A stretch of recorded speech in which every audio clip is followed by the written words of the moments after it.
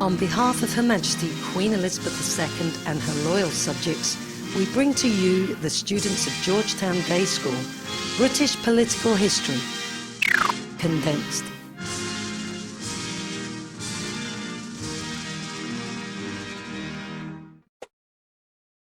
The uniting of the United Kingdom. The British Isles are 3,000 miles east of America. You'll find them happily floating in the Atlantic, a safe distance of 21 miles from France. The making of the modern British state can be traced all the way back to 1066. Back then, the axis of evil was the Normans, and of course, the Normans. The leader of the Normans and chief bad guy was William of Normandy. He invaded Britain in 1066, conquered everything in sight, and imposed his rule throughout the Isles. As the centuries passed, the descendants of Wicked Willie took diplomatic steps to unite all parts of the British Isles into one nation. As a result, in the 16th century, various acts of union led to us English people being stuck permanently with the Welsh. In the 18th century, we got stuck permanently with the Scots.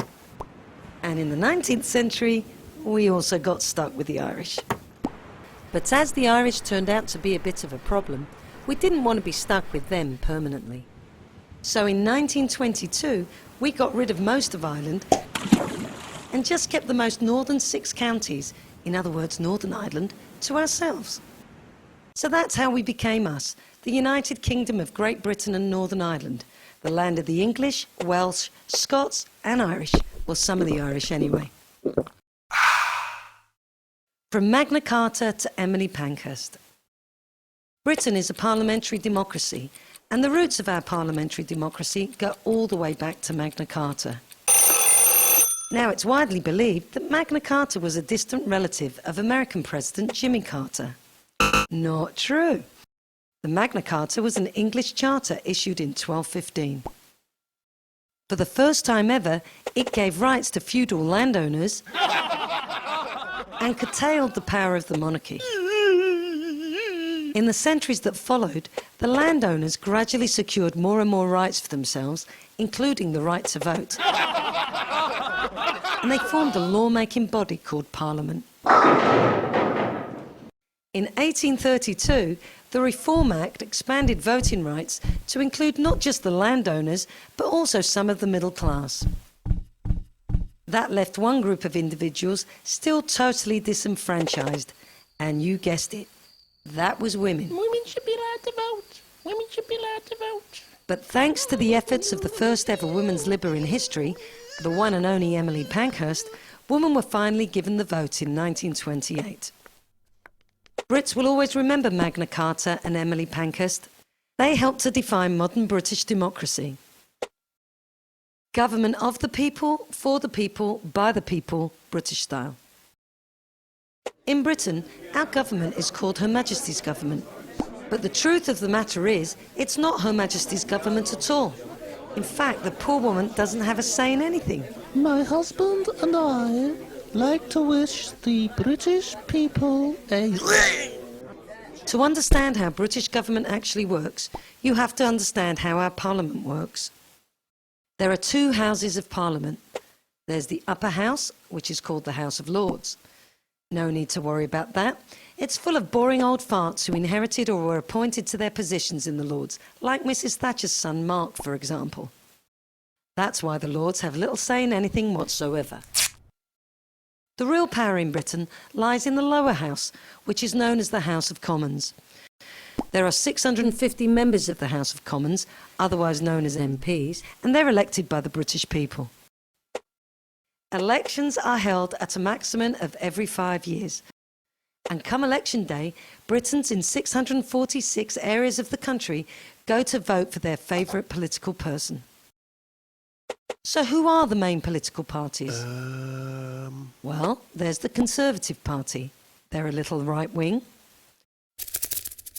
There's the Liberal Democrat Party. They're a bit more left-wing than the Conservatives. And then there's the Labour Party. They're a bit more left-wing than the Liberal Democrat Party. After election day, the leader of the party with the biggest number of elected MPs becomes the Prime Minister. He puts his cabinet together and he and they start to govern. It's as simple as that. Great Britons, the political ones anyway. There have been many Great Britons over the years, but there are three that any self-respecting comparative politics student should know about. First, there's Winston Churchill.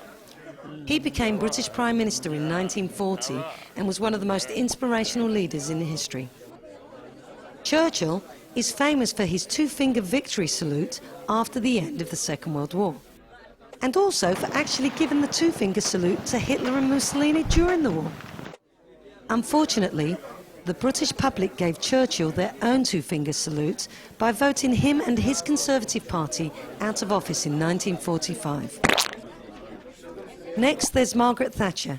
She became the first ever woman Prime Minister and won 3 consecutive elections in 1979, in 1983, and in 1987. Margaret Thatcher is most famous in Britain for reducing the role of government in the lives of people, selling off and privatising many of Britain's state-owned assets, and encouraging business. Outside Britain, Mrs. Thatcher was known for her tough stance on foreign policy, hence her nickname of the Iron Lady, and for cuddling up to American President Ronald Reagan at every opportunity. And finally, there's Tony Blair. Tony Blair became Prime Minister in 1997, and apart from his bad British teeth, will be remembered for 2 things. Firstly, he created New Labour, a party and a government that would maintain the British welfare state, but would also encourage and promote business. And secondly, he cuddled up to American President George Bush at every opportunity, including over the Iraq War. Kookums. As Britons love animals, it won't surprise you to know that Winston Churchill was known as the British Bulldog. Margaret Thatcher was known as Attila the Hen, and Tony Blair was and is known as George Bush's Poodle. British government in terms of Georgetown Day School. Finally, just to underscore your understanding of British politics, here's how British government relates to that other venerable institution, Georgetown Day School. Here at GDS, our Prime Minister is Peter Branch. He runs the place. Chancellor of the Exchequer is Kate Lindsay. She controls the money. Our Home Secretary is Kevin Barr. He runs Home Affairs at the high school. Foreign Secretary is Barbara Bergman. She controls all our foreign and therefore college relations. Secretary of Defence is Elaine Scott. She protects GDS from any student who really shouldn't be here.